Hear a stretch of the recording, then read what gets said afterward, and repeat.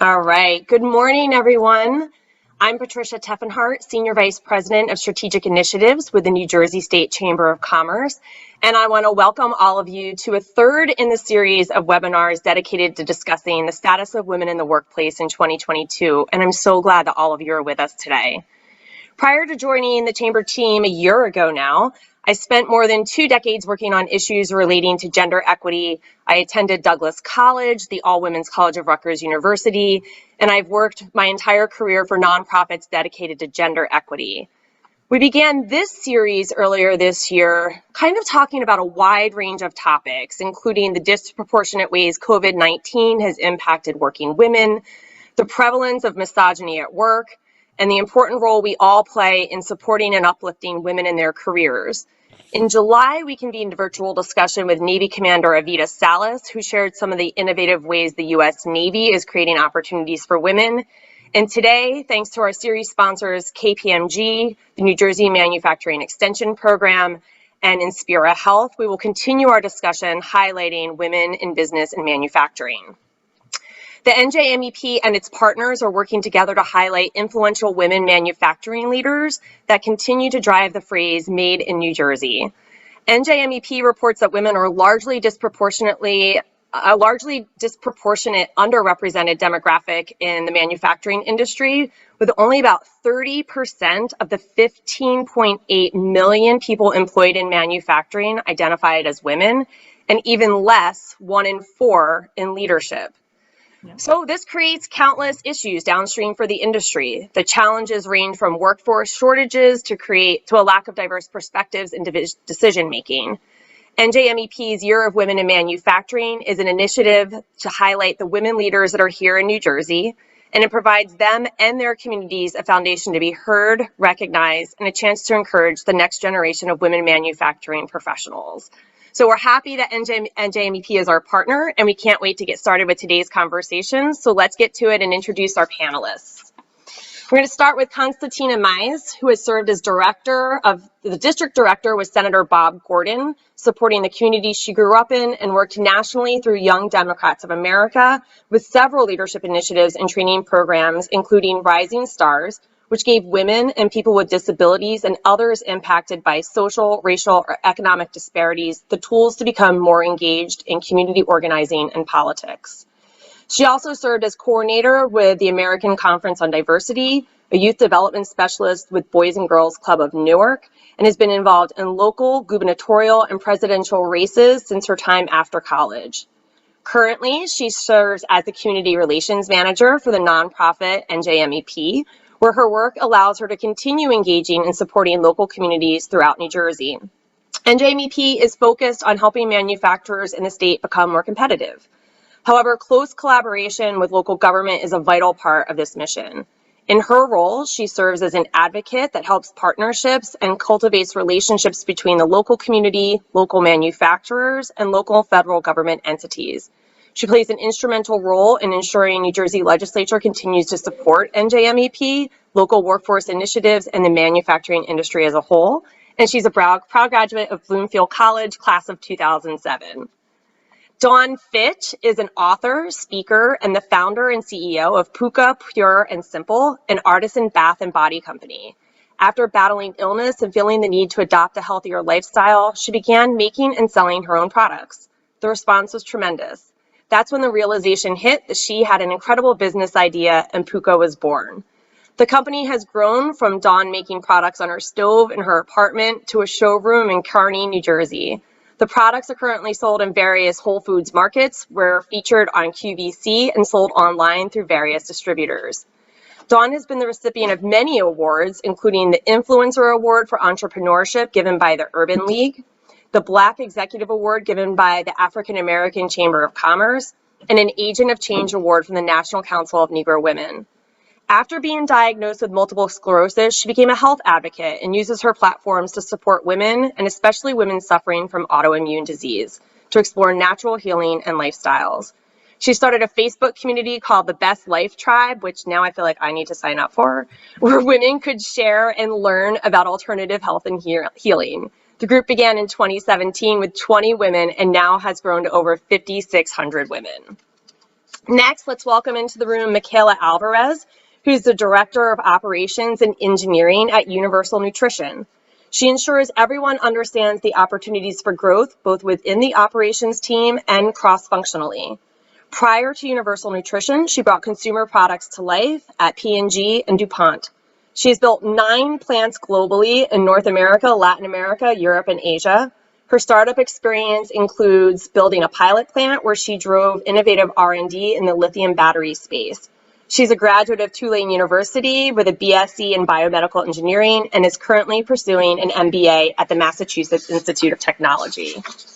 And finally, let's welcome into the room Alexandra Groezinger. She's the second generation owner and president of Groezinger Provisions. She studied psychology and marketing as an undergraduate at the University of Vermont, where she also began her career in marketing and operations with Cabot Cheese.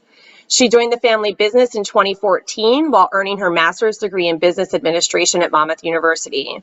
Now the company's president, Alexandra's leadership has been recognized by several industry organizations, including the Specialty Foods Association, the Commerce and Industry Association of New Jersey, and in the Commerce Award for Manufacturing, and was also honored as NJMEP's Small Manufacturer of the Year for 2021.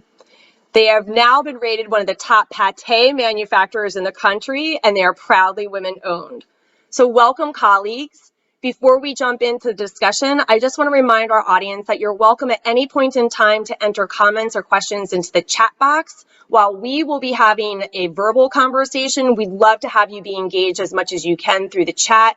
And our hope is that we can engage you and your comments and suggestions through our verbal dialogue. So let's get started. I already feel overwhelmed by how impressive and amazing all of you are. And Constantina, seriously, thank you for pulling together such an amazing group of women. I am so appreciative of your partnership and your leadership. Absolutely. It's a pleasure being here today. All right, so let's get started. No softballs. We're just going to jump right in, right? We are a group of powerful women that have a lot to say. So let's get started with some of the hard stuff. Let's talk about some of the challenges that exist for you in your careers or for women that you know who are in similar career spaces.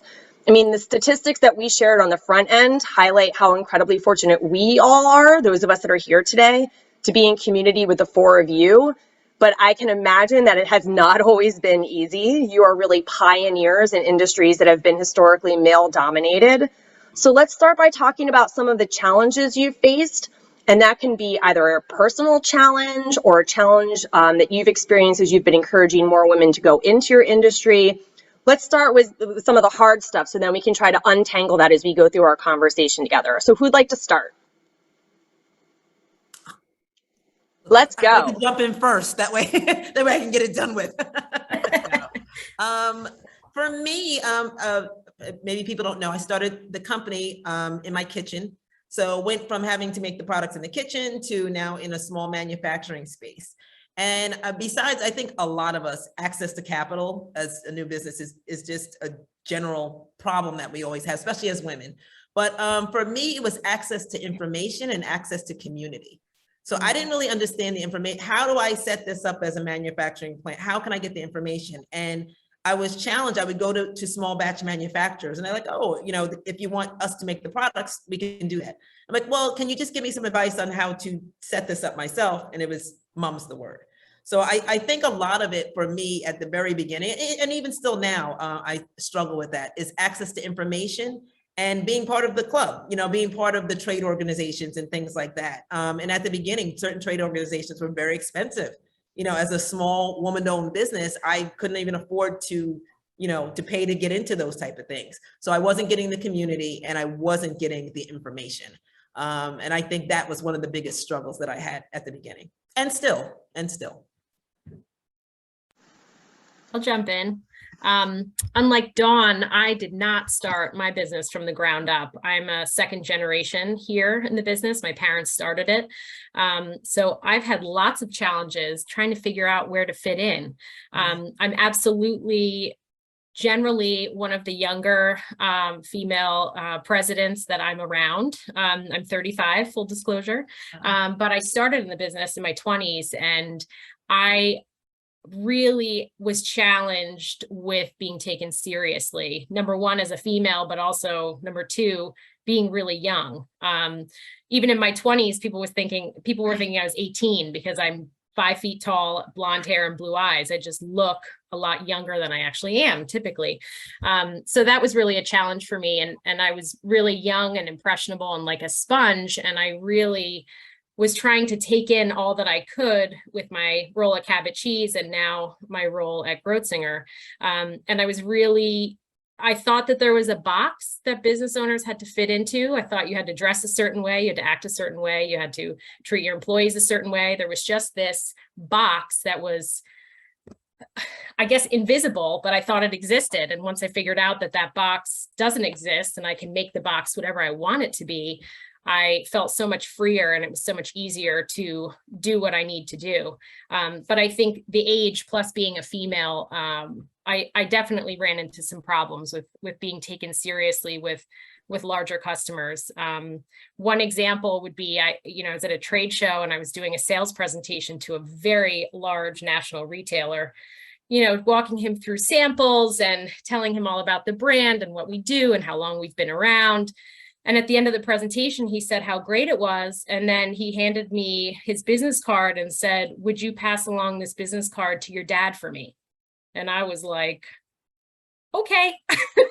I didn't really know what to say. Wow. So I run into some interesting challenges in that way. And then also when you come in and take over for your parents, a business that's been run for 30 years a certain way, you sort of become Cinderella. And I've been doing a lot of cleaning up and reorganizing and trying to take the business into, I guess, the next generation, the next century. So there's lots of challenges involved in that. I could talk about that all day, but I'll stop and let somebody else talk.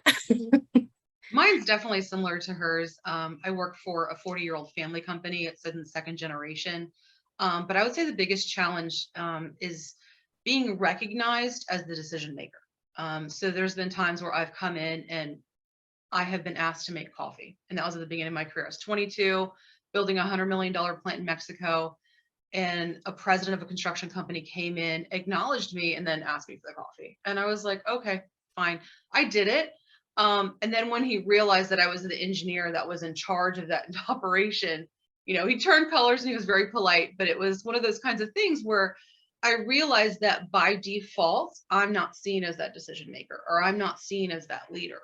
So I think that's kind of been that challenge, is how do I position my authentic voice and position myself as, this is what's going to happen, and how to set those expectations, while also, just recognizing that that's not the default for some of the people that you interact with, right? Part of my experience. So I jumped on board at NJMEP about four years ago, not having any idea about the manufacturing industry, really learning a lot from John Kennedy, our CEO, who definitely has mentored me in a way that challenged me, but also say, hey, this is the industry and it's quite different than what you're used to working in the legislative side.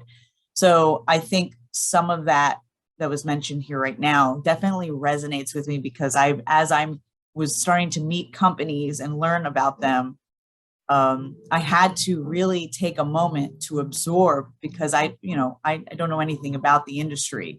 So at that time, it was, how do I be seen as someone who's serious, who's going to advocate for this industry, speak to what they need in the industry, but then also be able to share what I'm very, knowledgeable on my end, on the government affairs side, which is why I'm excited that we started this initiative, because one thing that we were hearing through all the women we were connecting to in the manufacturing industry was, I just want to meet other women that are in their roles, and connect with them, so we all feel a sense of community. Thank you all so much for sharing all of that. I also can relate. I spent my, as I mentioned in my beginning, most of my career has been working for nonprofits dedicated to gender equity. And so Constantina, similarly, probably to what you experienced joining your team at NJMEP, coming to work with the chamber was a whole new world of priorities and leaders and interpersonal dynamics that I also was familiar with, having worked very closely on the politics side of things, advancing legislation. So those are definitely universally applicable skills. Yet the readiness for certain parts of our work are at various stages, be ready to hear and actually center the voices of women who are leading the way forward. And Alexandra, I really want to touch upon an intersectional element that you mentioned around ageism, because I think that that's I think ageism is a universally discriminatory thing. It applies all across the gender spectrum. However, there is a certain element that makes it incredibly more unfortunate for women in that I haven't figured out what the window is yet. So I'm 45. I still feel like in some circles I'm too young. And then I also am very keenly aware that there's like but a short period of time where you're finally like the right age to be taken seriously before then you're too old.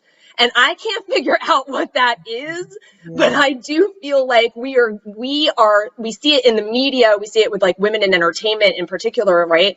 That there's just this very small window where they're treated like an adult woman, and then it's like they're expected to go out to pasture and retire. And at 45, I still feel like I haven't even like hit the peak of my game, yet I'm keenly aware that in some circles, there may be a perception that like, I'm about ready. I should be ready to leave the board. And that is not something that I feel. Dawn, I see you nodding in agreement. Yeah.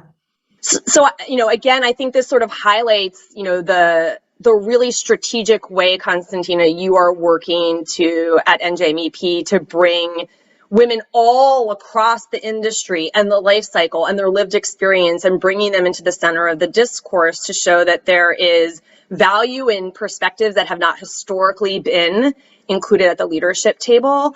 And that while each of us has a unique lived experience, there are some universal things that we have all sort of struggled through and can relate to. And we all know that when women gather, women win. And so the idea of you really creating concerted opportunities to empower and uplift the women in manufacturing industry here in New Jersey, all New Jersey's industries will be better as a result of the efforts that you all are investing in. Is there anything else that you all want to add to this part of the conversation before we move on to the next question? All right. So look, we've talked about some of the, go ahead. You really have to stand your sacred ground. Like you have to give yourself permission. No one's going to sit there and anoint you and say at 30, you're great and you can have the reins, right? You have to take the reins, stand your sacred ground and do it, right? You have to anoint yourself and give yourself permission, because otherwise you're letting someone else dictate when you get to play or where you get to play. And I don't think that's fair. And one of the things that's great about building a network of women is that sometimes if they see you sort of raising your hand, but then you're putting it down tentatively, hopefully there'll be another woman in the room that will be like, hey, Micaela, I think that you had something that you wanted to contribute to the conversation. And knowing that you have a colleague who's going to have your back and create opportunities for you where maybe you're uncertain is also really powerful. Alexandra, I saw that you wanted to chime in. Yeah, I think one of the biggest life lessons in general and in business is that if you don't ask, you don't get. The worst thing that happens is the answer is no. I moved up in cabbage cheese very quickly because I just kept asking. I kept asking for more money. I kept asking for more tasks. I just kept asking. In fact, I got my foot in the door there because I just kept knocking on their door looking for an internship in college. And then when my internship was over, I knocked on the door again at my boss's office and I said, hey, can I have a full-time job? And I really, as a female or male, you have to have a voice and advocate for yourself. And, like Micaela said, nobody's just gonna, come anoint you. You have to ask. And so, I still operate that way today, with vendors, with customers, with everything. And more times than not, the answer is yes. And if I never asked, I would have never known that and would have never created opportunities for myself and for my business. I love that. And you know what? For me, I'm gonna go really full disclosure because I feel it more on the flip side. I feel like it took me a longer time to hit my stride, and I'm gonna be 55 this year. So I'm full disclosure, I'm gonna be 55, and I feel like I'm just hitting my stride. And in some industries, I mean, it's very, you know, definitely a youthful industry. And people are like, okay, well, you know, you're 55, you're sort of on your way. What's your exit strategy? I'm like, what? I finally got here. I think it takes us sometimes a longer time to get in, hit that stride. And now, you know, I mean, I'll be 55. So people are looking at me like, well, you know, how are you going to close this down? Like, I'm just getting started. So Yeah. I agree with you all that we just have to take those age brackets off, and your journey is your journey, and you get there when you get there. Yeah. I'm trying to get there really fast though. You know, Dawn, something I really want to say towards that is that there's studies that have come out that, yeah, I think the impression is, you know, the Mark Zuckerberg, right? The young male who's in their 20s that's really successful. And I think he's really actually phenomenal, and he's, you know, an outlier. But the studies have come out that entrepreneurs who are between 40 and 50, they're actually the most profitable and successful, right? So you're actually exactly right. You are hitting your stride, and you're right where you're meant to be. Thank you, Micaela. Thank you. I needed that. You know, and it makes so much sense, I think, particularly as women, because it takes a long time to undo the ways that we've been acculturated. And so I think it may have been Alexandra who was mentioning during the first part of the conversation that she thought there was a certain way that business people had to act and how we had to dress. And then Micaela, you used the words earlier about like finding your authentic voice and like being authentic in it. It takes a while. Forget the professional part of it. Just like as people, it takes a while to sort of figure out like, who the heck am I? Right? Not without the shackles of like who my parents told me I was or the school I went to or anything else, but like truly when I am alone by myself, who am I? And then how do we take that sort of self-reflection and that learning and apply it to who we are at work? That is like a whole journey in and of itself while we are trying to make money, potentially raise families, have meaningful relationships with family members. Like it's a lot. So I think that Micaela totally makes sense as someone who's like right in that middle mark. Like I think that I'm just kind of figuring out really who I am. And it's fabulous to be like at this point in the journey. Like I don't feel like I'm faking it so much anymore, if that makes sense. Well, and once you step outside of that imaginary box, it's just amazing. I mean, it's sort of a cliche, but it's just amazing how far your wings can spread because you just feel so freed from those shackles, like you said. And it's just, you know, life is always a journey on figuring out who you are as life changes and as business changes. But, you know, as long as you're authentic to yourself and you're proud of that and, you know, you own that, I think you'll always be okay. I love really it. So, go ahead, Constantina. So working on this initiative and listening to these ladies has really got me pumped up just in general. And that has been part of my own, everything that they've mentioned so far has hit the nail with me. I would be determined to go out of my way to ask what I want, even if I got a no, and I'd still go after it, whether it was politics, whatever job I was doing, wherever I was traveling. And just being in the room with some of these women that were telling me what they were creating has been so motivating for me to be able to say, well, we got to keep this going. We got to get more women included, and we got to get more of our colleagues to be teammates on this and be spectacular in that way. So I find relief in hearing them say these things because their testimonies as women and as business owners and business leaders really can help other people who may not necessarily be there yet. Maybe they feel kind of isolated in their own mind sometimes. I think COVID didn't necessarily help with our own, we had our own challenges kind of we've been witnessing the last 2 years. And I think this type of energy and initiative is bringing that to the forefront here. Totally agree. Like what an opportunity to be inspired regularly, right? And sometimes our own wells are empty. And so to create a network of women who can lift each other up and you can look at them as points of inspiration, like that's how the work gets done, right? It's not always easy, as we've talked about in the challenges part of this conversation. And so to be in the trenches with other women and like look to them to help fuel you on the days where you feel like your energy reserves are really depleted, like sometimes that's really all it takes to just get up the next morning when that alarm clock goes off and be like, I'm going to do this. And if I can't feel like I can do it today for me, I'm going to do it because I know Dawn is doing it and I can't let Dawn do it on her own. So like, I will be there in my own plant making the meat or making the cheese or whatever it is. And like, I will reach out to Dawn when I need to have like that personal connection and then like cheerleader element that you're really creating here. That's So the community. Yep. Within the community. Mhm. And I think it's brilliant what NJMEP is doing, bringing women in the community together. I think what we'll see on, you know, the statistical side of this moving forward is hopefully lower attrition rates for women in leadership in manufacturing in New Jersey. We'll see more women jumping into the entrepreneurial and manufacturing space because they'll realize that they don't have to do it alone, that there is a support system. And I think when you're just getting started and it's just like a dream in the back of your mind, you actually sometimes are unaware of the fact that there's a network of people out there who like, we got your back, go ahead, we've got you.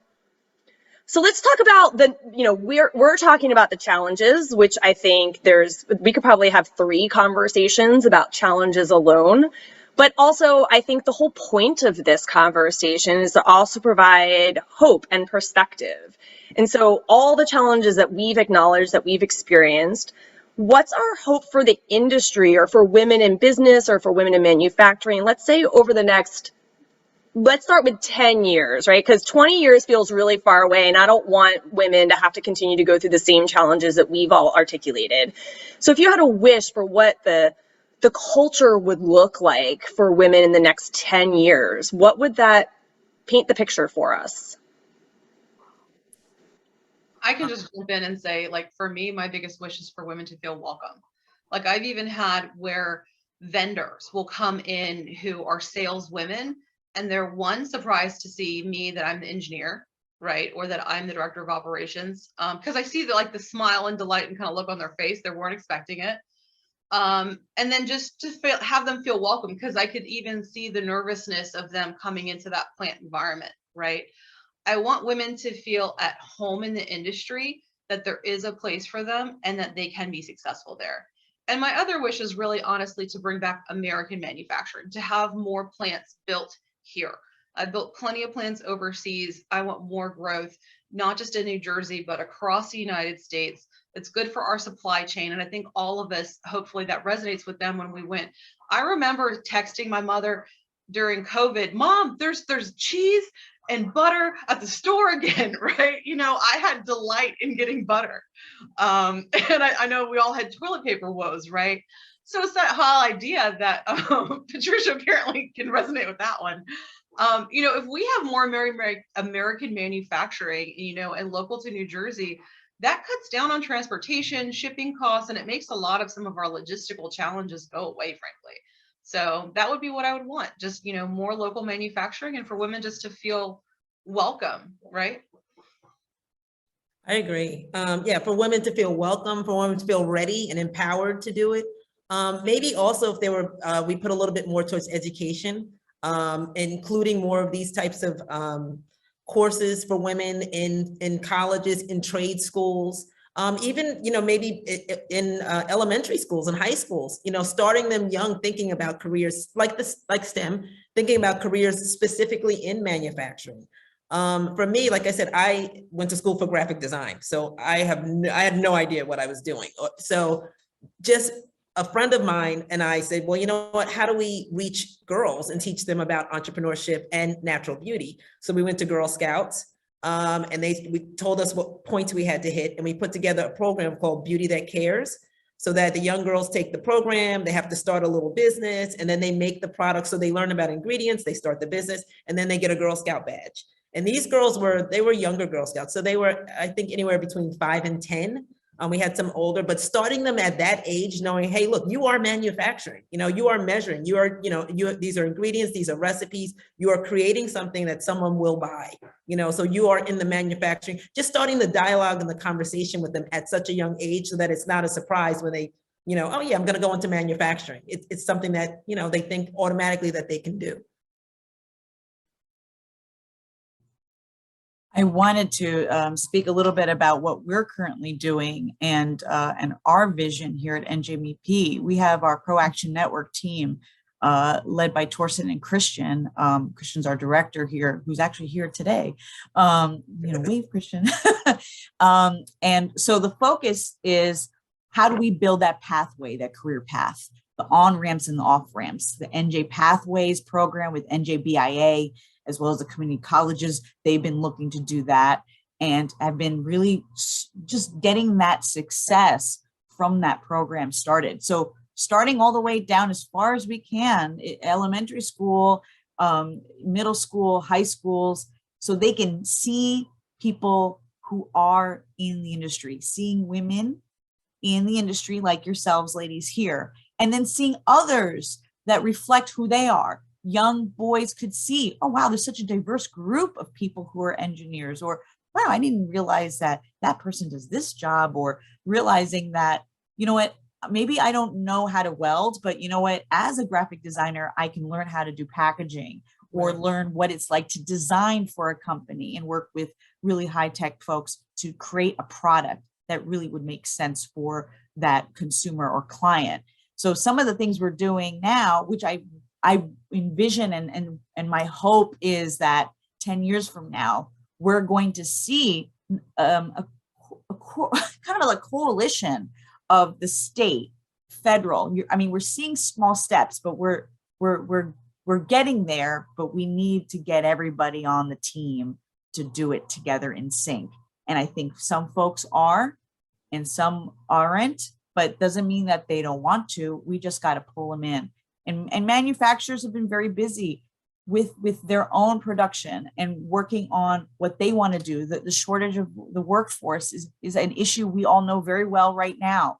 And that's something we want to address and see that not be the case 10 years from now, but we have to build it now and work on it. We're already behind.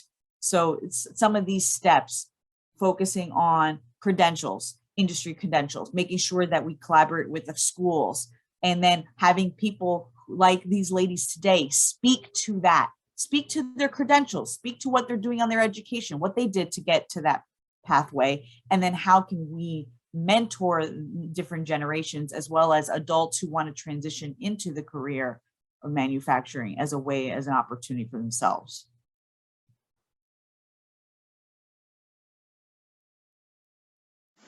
Alexandra, did you want to add? I mean, I would agree with all of that. I think the part about just exposing, younger females to what we do in manufacturing, I think is huge. Through the Girl Scouts, through NJMEP's initiatives.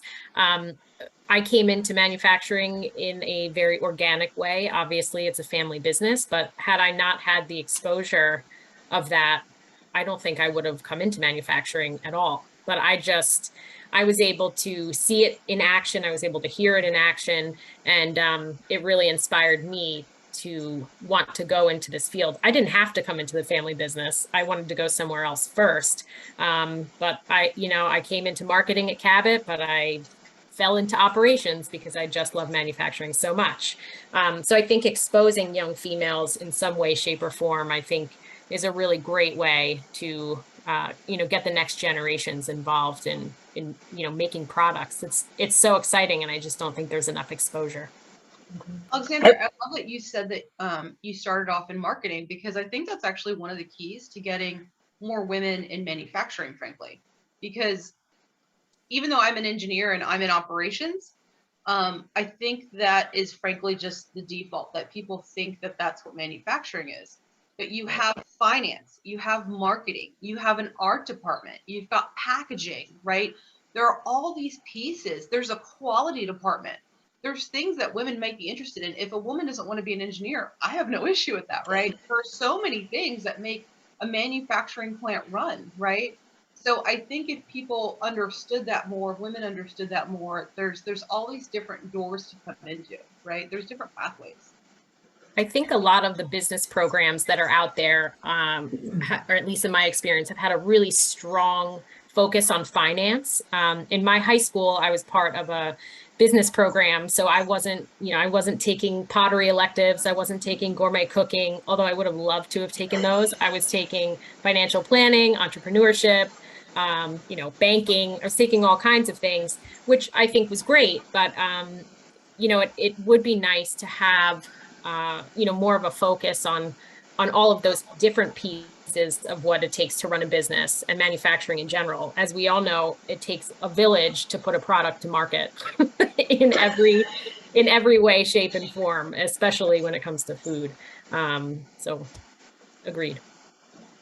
I think this is so helpful. And what's so interesting as I'm taking notes and listening to all of you is that the other thing that's happening here is, Constantina, you talked about, workforce challenges, and like these conversations aren't happening in silos. Or the problem is, I guess, that they are happening in silos, but the truth is that the remedy is so intersectional, right? And you mentioned like we're already behind the game. When we think about, the infrastructure dollars that are coming down from the feds, for example, and the number of people we need to have in engineering jobs and transportation jobs in order to make good on the investment of federal dollars that we're about to get, like we don't have the workforce that's ready for it. And so as people are pressuring someone like Dawn, like, what's your exit strategy? We have to make sure that the bench is built. Right. Like we didn't build this for ourselves so that we can then like walk away like, hey, I started something, but when I'm ready to walk away, I'm ready to put it to bed too. Like we're creating things because we want them to live on and because we believed in them as being part of like the public good or a valuable, resource for people to consume. And if we're not building the pipeline of people behind us, then our impact will only be but so big. And so one of the things that we're doing at the Chamber is we actually have a workforce diversity and talent pipeline collaborative that's full of 30 different partners, everyone from, institutions of higher education to nonprofits to business executives, all kind of speaking the same thing. And there's a common thread here that we've been talking about, which is like, talk to young women early, right? We've all heard the phrase, like, if you see it, you can be it. Yeah. But yet so frequently when, high schools are looking for guest speakers to come in, it's generally a white man in a suit who like comes in and talks about, you could be a business executive. And I'm looking at 4 boss ladies here on this call, and I'm like, you're the women who need to be in the classrooms so that those young women who are feeling sort of out of it, like, well, I don't know why I want to take this finance class and all of my other friends are taking this other class, and so maybe I'll take that so that I'm not alone. They can look at one of you and remember, like, I remember when Micaela came into my classroom and I want to be Micaela, so I'm not going to take this elective with the rest of my female friends, and I'm going to be brave and I'm going to take this whole other thing because I want to have an amazing career trajectory like this woman who came to my classroom. And so one of the things that I can share as a follow-up to this conversation is some of the stuff that's popping up out of our workforce collaborative and opportunities for business leaders to engage with K through 12 students and even higher education students, provide mentoring or internships or be guest speakers in classrooms. My son just started school at one of the Monmouth County vocational technical schools, and I know a large interest is making sure that these high school students have internship opportunities, and there are county-based advisory boards that folks can sit on to help inform what the curriculum standard should be. And so there's so many opportunities for us to change the culture, but it is also really important that we recognize that this is like above, and now I'm feeling exhausted already. It's above and beyond the day-to-day grind of running your own business. And so this is where that community element is so important. So we don't feel like we have to carry the weight ourselves, but that you can pass the baton to someone else when you're like, hey, I am having a hellacious quarter and I need to be laser focused on my business. But I also committed to, spending a couple hours with this young woman who's interested in this career path rather than letting her down. Hey, can I ask you if you could take that meeting for me? And just kind of, doing what we can do as sisters for each other to make sure that we're able to both keep focused on our jobs, but also I think there's a shared sense of responsibility for what the future of the job market will look like for women like us. And I do think that's something it's very predominant in women in industry and women in entrepreneurs, the social aspect. We are going back and worrying about how are the young kids going to get this? How are the girls going to do this? We mentor a lot, not to say that men don't mentor. I don't want this to be a man, that type of conversation, but we, especially female entrepreneurs and female in industries, we do tie it to a social connection. So we are going back to like, okay, how are we going to teach the next girl? Let's mentor. I mean, I become very popular every Black History Month. Get that Black girl who makes the products, and I'm at every school, talking everywhere. But that's important to me, So I go back and I say, hey guys, you could do it too. But I think our business, we tie it a lot to bringing in the next young people. So.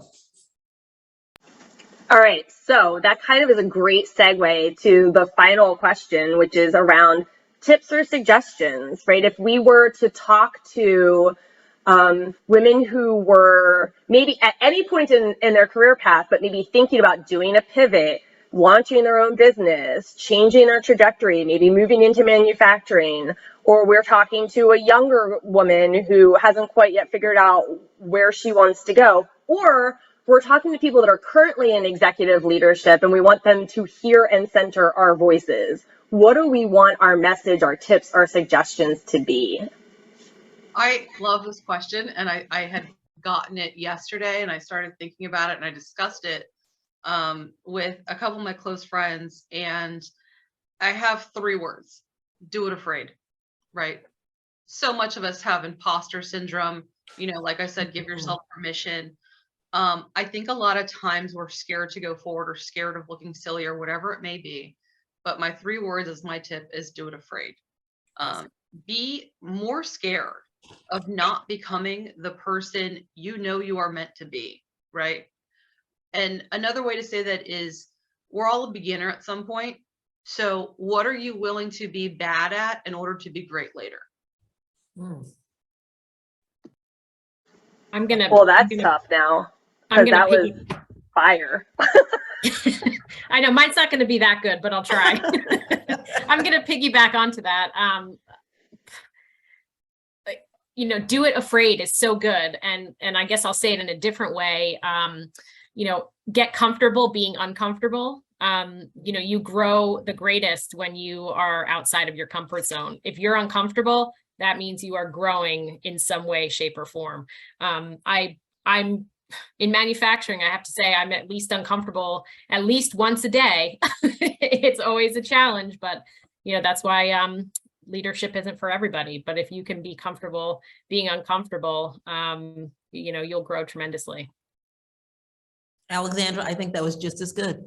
Thank you. Yes, ma'am. Yes, it was. I think for me, mentorship.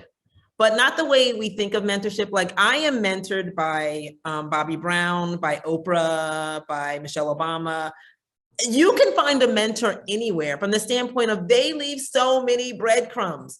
If you're in an industry or there's something that you want to do, find a leader of that industry. Find somebody that inspires you. They've written papers. There are YouTube videos. They have social media. You can get a really great mentor by just following the breadcrumbs that they leave and engaging in. They have books. They have papers. So find a great mentor, and it doesn't have to be somebody that you know. Find somebody that you really aspire to, and then read everything about them. Find everything. Find tips and things that they talk about. Like mentorship, I love that. Mentorship is just open to anybody, and anyone can be your mentor. Like I'm stalking a lot of people that they don't know they're my mentor, but I'm like, yes, Oprah, you're my mentor. You know what I mean? So just find, there's so much information. That's the wonderful thing about the internet. You can find a lot of great things about people in the industry that you're aspiring to be in and make them your mentor.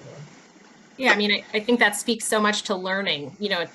So much of what I've learned is from other people, more so than my MBA. I've learned from other people, from business advisory groups, from, people that are sitting in this chat room right now. Don't be afraid to ask questions and be resourceful. Use any resources that you see. Make your own resources. Don't be afraid to have conversations and ask questions. Absolutely. I want to echo both of you because one of my sayings is like success leaves clues, right? If you have a LinkedIn profile, look up Dawn.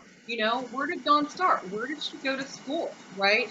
If you want to be COO, just Google COO of Google and look up their LinkedIn, and they have right there a whole trail.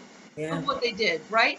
And if you want to be audacious and brave, you can send a LinkedIn message and say, hi, do you just want a quick 5-minute phone call? And I guarantee you, half the time they're going to ignore you, and half the time you might get a yes, right? And I think it was Dawn who said, what's the worst thing they can do is say no? Yeah. Well, I'll take it. I think that was Constantina. Yeah. No, it's but it all applies. I mean, the pile of no's will get me to my yes. And that's what I walk on. I walk on my motivation has been the people around me learning. And when, we had a young lady, Ratika, who was our intern, who was amazing. She was only here for a moment, which, felt like a blip, but just her energy, learning, wanting to be engaged, asking questions, everything that the ladies have been mentioning here is something. I even invited my mentee, Ayana, to jump on this because she's just trying to figure out her path and career, and she's looking to go to NJIT. But it's that. How can I turn around and say, okay, who else do I need to bring with me? And then those who are not sure, asking the questions, feeling that fear, but going, no, I can get through this storm of whatever I feel and then get to the other side of it. So everybody here has said things that I think about and meditate on continuously. And also learning about what to build on your tool belt. I'm very big about having a tool belt. I'm the daughter of a plumber. I'm always thinking about tools. Since I was like 12, my dad would bring me to plumbing jobs with him. I don't know why I'm not a plumber now. I should probably go back and be a plumber. But but either way, I always thought, what are my tools? What are the things I need to build to be me, to be Constantina? All right, well, I need this. Well, who has it that I can get it from and grow from? Okay, well, you know what? Dawn has something that I desire. So I need to connect with her so I can learn and build that tool. And then even within failure is part of the success path. You're learning. I was an athlete. I lost my share of games, okay? But we learn the most when we lose at that moment. And then we say, all right, well, we got to go to the next game and figure out how we got to do better. So things like that through my life and through my journey has led me to be determined to say to John Kennedy at the time, John, I'm in politics and worked on legislative sides, but you know what? I don't know anything about manufacturing. And, Senator Gordon's now a commissioner. Maybe we should talk and see how I can learn from you. And then that's just kind of how it got started. And that's partly why I'm here. Constantina, you made me think of one more quote, which I'd love to share, if it's okay. Of course. A ship is safe at harbor, but that's not what it was built for. Oh, I like that one. Yeah. So much of fear is, the fear of making mistakes, the fear of not being perfect, the fear of not fitting into that imaginary box. And, I just think that there's so much to be said of pushing through that fear. And, like I said before, fear equals growth. Yeah. I think that so much of what you all have said, honestly, there's a large part of this conversation around mentors, and what you've just reminded everybody is that you yourselves are mentors, and that, hopefully this recording of this webinar will be one of those virtual trails that will leave for women to find. They're going to Google you, they're going to see this, they're going to watch it, maybe they come to this because they know Alexandra, and then they're going to be like, oh, now I need to know Constantina, I need to know Dawn, and I need to know Micaela. And so I think that there's an organic way too that mentorship happens that is different than how, Dawn, you were saying, like, not mentoring the way we think about mentoring, because so often we're told that mentoring is like an established thing, like I am your mentee and you are my mentor. But true mentorship and growth and learning from other people just happens so much more organically. And to your point, it doesn't even have to be someone that you actually know, but someone whose life path has been inspirational or supportive for you. The other thing that I want to add to this part of the conversation is that for a lot of adults, and this isn't gender specific, but good professional success also can be complemented by seeking like emotional and mental health support services. undoing trauma that you may have, endured that first time maybe you failed and someone tried to kick you down and say that you weren't good enough. Right. Like, these aren't necessarily, I do think that we are built to be resilient beings, but we have been acculturated in a way that stigmatizes failure and then makes us scared to move forward. And so, like, there's no shame in going out and finding a mental health professional that can help undo some of those threads that have been woven into our fabric so that we can be our best, most resilient, most authentic selves and undo the traumas that we've endured as we've been, moving through life. Most And, definitely. building on that, it doesn't need to necessarily even be a mental health professional. Something that I have tremendously regretted not doing earlier was getting an executive coach.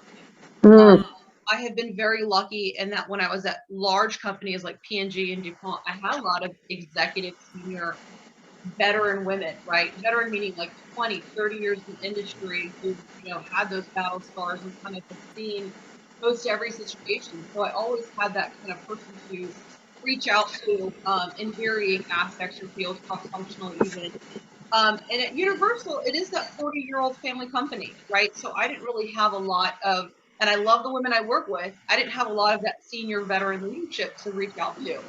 So it became like, okay, how am I going to proactively get this? And it wasn't a mental health thing, right? It was what is another way, what is another perspective, right? In order to build better. And I invested in myself. And it's so funny I did that because now that I've started my MBA at MIT, which I'm super excited about, one of the first things they did was they said, thank you, is to do a 360 review. And guess what they did? They gave us all an executive coach. Every single student has an executive coach. You meet with them once a month for an hour. So that's how powerful it is. Yeah. So if you feel like in your network, right, you're not finding what you need, it's okay to go out and pay someone to coach you, and it's also okay. It's like a shoe. Just because I love shoes, okay? Okay. Sometimes that shoe does not love me back. Okay, sometimes that shoe does not work. And I just gotta switch, right? And I have learned that I'm a wedge girl. I love the way a big thin stiletto looks. I'm not a stiletto girl. I'm a wedge girl, okay? That's okay. And that's totally okay. I'm going to piggyback onto you again. As far as mental health professionals, I have a counselor myself. I also have an executive coach that I meet with twice a month. And then I'm in 2 different business advisory groups where it's sort of roundtable discussions. You share your business challenges, sometimes your personal challenges too. I've been in groups that are men and women, and I've also been in groups that are just solely women. And I think I said it before, the education that I've gotten from all 3 of those avenues has been a better education for me than my undergrad and my graduate degrees. It's again, learning from other people, talking to people, listening to their challenges, and to sort of bring things full circle. There aren't manufacturers in every single one of those groups. The majority are not manufacturers. But it's really nice to start getting a group of female manufacturers together because we absolutely have different challenges than other industry does. Than, people who own insurance firms or who are realtors or who own marketing companies, they have their fair share of challenges, absolutely. But manufacturers absolutely have a whole different set of challenges and a lot of moving parts that we have to worry about. So I find myself gravitating to other female manufacturers that I meet in these channels. And I've been friends with some of them for 10 years now, and we call each other all the time when we have challenges. So for sure, getting help outside of your normal networks, whether it's for personal reasons, mental health, or just business challenges, I think is so valuable, so valuable. And sometimes you need that kind of like unbiased, like not in it opinion. And sometimes you do need someone who's actually in the organization, So for that, I'll tell you, I'll name names. I am very close to Lauren and Mishka in our organization. Both of them are younger than me. One of them's, I think, 10 years younger. Another one's like 3 to 5 years younger. So it doesn't have to be someone older than you. Mentorship doesn't always look like a certain way, right? Love that. I love Alexandra's her example. It's like you insulate yourself with lots of different things, whether it's therapy or coaching, or I mean, just everything. Just take advantage of everything out there, because one thing I could say as a woman in any industry, entrepreneurship, the imposter syndrome is real. And you need that insulation, no matter how whether you're joining groups or programs or fellowships. My mom is always like, oh my God, are you in another fellowship? Yes, Mom, I'm in a million. Like, you need to insulate yourself. You know, the more you can sort of pack on mentorship, so that, I mean, because to me, the imposter syndrome unravels everything for me. You know, so I do all this work and then I'm like, I can have one thought and go down the rabbit hole. So I think the more that you're in those type of things and you're constantly engaging with other people and, you know, saying, no, I should be here. I have a right to be here. I've done the work, and it just all helps with that. And for me, once I conquer the imposter syndrome, I can go anywhere I want to go. So, Don, may I ask you, when you get that thought or when you recognize that imposter syndrome, what do you do to step out of it? Like, how do you click out? I really, for me, like, I'm a journaler and I like meditate and things like that, but I like to journal like experiences. So I will go back to like this. This is going to be like my next week's when I have the imposter syndrome breakdown. Like, nope, you were on that board. You were on that panel. You are that girl. Yeah. Yes. Like I just go back to and I will sometimes give myself my own resume. Look at what you've done. Like, we have to give ourselves a pat on the back.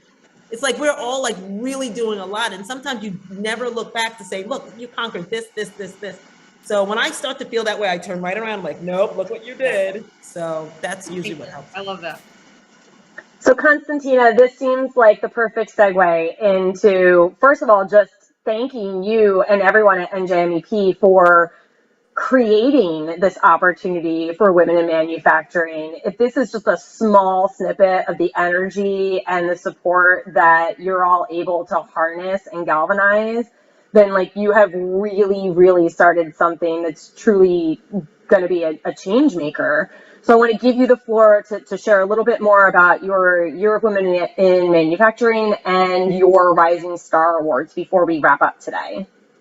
Thank you, Patricia. So the focus this year came out of conversations, and I guess a combination of John Kennedy, his own kind of reflection failures, as well as thinking, well, what am I doing wrong? Well, we have a really good team here at NJMEP. Let's see what we can do to get some of the folks here to help create energy around this. So he and the team here, and you know, our marketing team has been doing fabulous, helping pushing this out. The Year of Women in Manufacturing initiative. We're starting it this year, and we're being intentional in every step of the way, working with partners like yourself, creating this energy at Manufacturing Day, which is, I'm putting a plug right now, October 7th. If you haven't registered already for Manufacturing Day, you need to be there. We're going to have women experts and women in their own right speaking to different topics, anything from retaining the current workforce to how do you build strategies on improving your facility, to finances, to cash, how do you build up with your clients, tactics, supply chain disruptions, cybersecurity. We have a whole panel of women talking about cybersecurity because they're just bosses. And to us, we're so excited. We just had a really successful, our first time doing this, women's lunch, where we focus on, let's just connect each other and let's talk to each other and see how we can build this. And since then, it's been nothing but positive energy. I mean, we had 53 women that attended. And this is just how you build it. You got to have a strong foundation. I think through the leadership here at NJMEP, recognizing that, we're missing it. What's going on? We have a national network. We're connected. We do the services. We provide the support we need to these companies and these manufacturers. But now we really got to lead in some way. And I'm very humbled to be able to take on this role and work with my colleagues, Stephanie, Christian, Peter Connolly, who just jumped on board, Laura, we have Kathleen, all these amazing women at NJMEP, as well as the manufacturers who they know because they've worked here for a while, as well as we're connecting with them as we've been engaging. So we're just building this, and we're going to be celebrating many manufacturers in different levels of awards.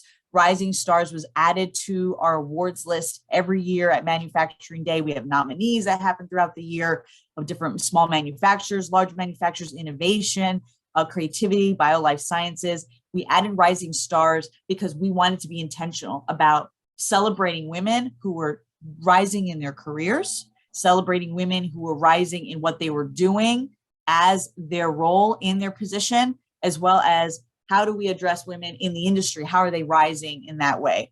So that's a lot of what we're doing now. And I'm just looking forward to building this for next year and working with future partners to actually see what we're going to do for 2023 and just go from there. And my hope is that we continue doing things like this as part of the building community, like Dawn is saying, building the sisterhood, but also showing that we have leaders already here that are in the industry that are doing their part, but now we need to just continue for the next step. And how can we show that there are great women?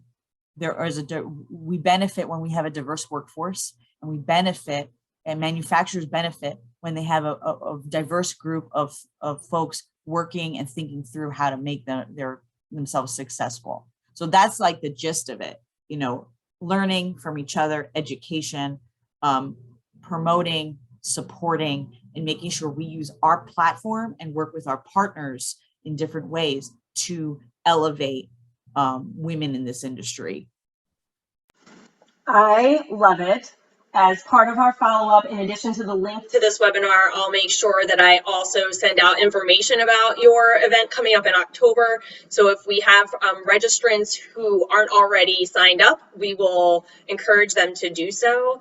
I just want to thank each of you for not just the time that you gave us today, but for what you give to New Jersey every day, right? That being in colleagueship with each of you feels right. It's really nice for me to be in, even if it's just a virtual room, with some really empowering, inspirational women. Constantina, you literally hit it out of the park with these panelists. I'm so thankful that we had an opportunity to hear from and learn from each of you. You've now gained a whole network of new fans. So now, Dawn, you mentioned that there's people that you're stalking. Now when each of you see me following you on social media, that's just me following the Dawn Fitch playbook. Sorry. I love it. And honestly, just keep doing what you're doing. Please look to the Chamber for opportunities to partner and elevate your success. We're so thankful for what you're doing. And thank you again to NJMEP, KPMG, and Inspira Health for sponsoring this conversation series. Our next series is in November. I actually think my colleague just emailed me the potential date for November. So hopefully I'll be able to send that to you all as a follow-up as well. Join us for that series of conversations. The next one is about women in finance. And so keep up the good work. And again, thank you all for being here, and thank you for what you do. Take good care. Thank you. Bye, everybody. Thank you. Thanks.